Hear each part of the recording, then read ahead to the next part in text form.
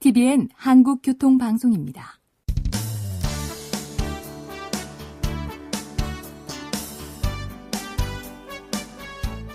한문철 변호사의 교통사고 솔루션. 이 시간 진행의 한문철 변호사입니다.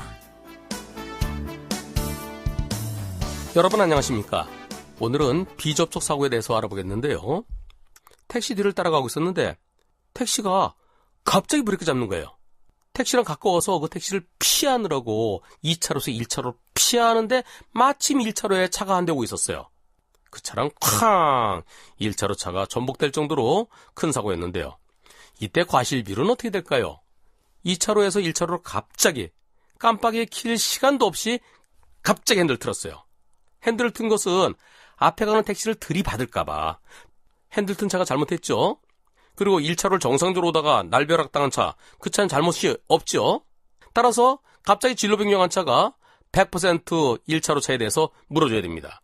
그런데 갑자기 핸들 틀은 차는 억울한 거예요. 내 앞에 가는 택시가 갑자기 브레이크 잡았어요. 택시 때문에 일어난 사고인데 택시는 남을 나라합니다.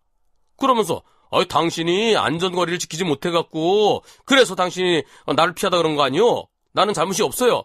이런 경우 과연 택시 뒤를 따라가다가 갑자기 왼쪽으로 핸들 틀은 차, 그 차가 100% 잘못일까요? 상황에 따라 다릅니다. 블랙박스 영상을 통해서 갑자기인지 서서인지 알 수 있죠. 블랙박스 영상이나 CCTV를 보지 않았기 때문에 얼마나 갑자기인지는 모르겠습니다. 그런데 정상적이지 않고 잘 가다가 급제동했다면 그럴 때는 택시에게도 잘못이 있는 거예요. 왜냐하면 뒷차는 앞차에 대해서 안전거리를 유지해야 됩니다.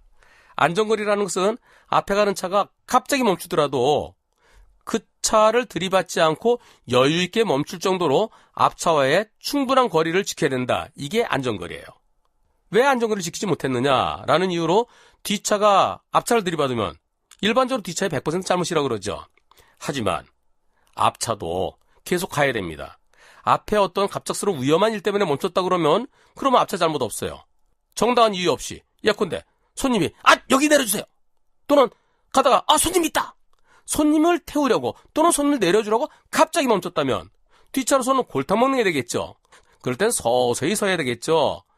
그렇지 않고 급제동했을 때는 앞차에게도 상황에 따라서 20 내지 30% 잘못이 인정되고요. 앞차와 부딪히지 않은 비접촉 사고라 하더라도 똑같은 과실비율이 적용됩니다. 오늘은 여기까지입니다. 고맙습니다.